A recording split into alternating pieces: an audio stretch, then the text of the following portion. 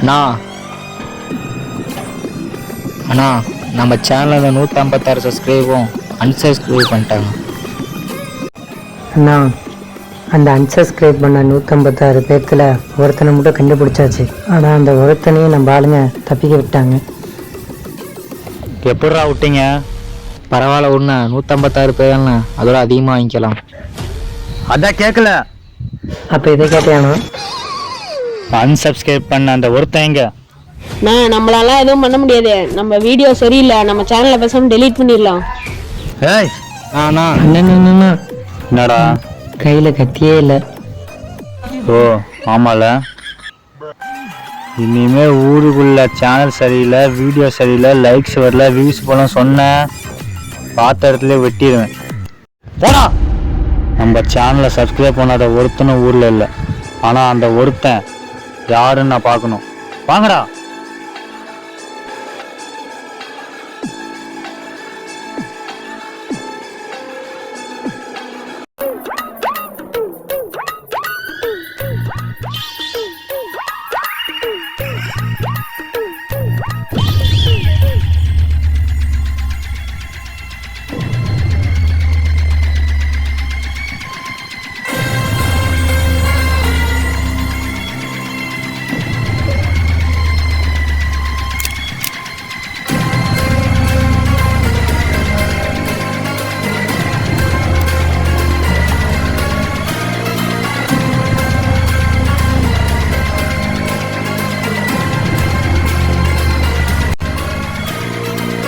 இதுல எவன்டா நம்ம சேனலை அன்சப்ஸ்கிரைப் இவன் பண்ண? தானா? இவனே தானா?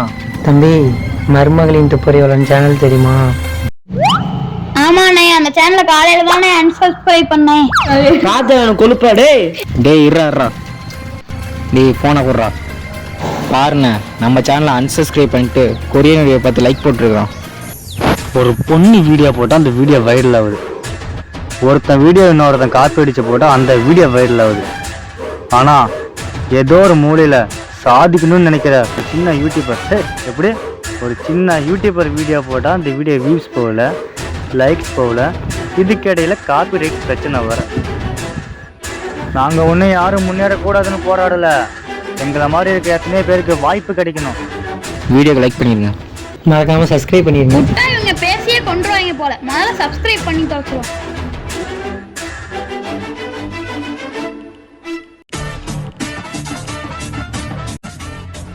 அண்ணா, உங்க சேனலை நான் சப்ஸ்கிரைப் பண்ணிட்டேன். அந்த பயம் இருக்கட்டும். ஆனால் ஒரு நிமிஷம், மறக்காமல் மருமகளின் துப்புரவாளன் சேனலை சப்ஸ்கிரைப் பண்ணிடுங்க.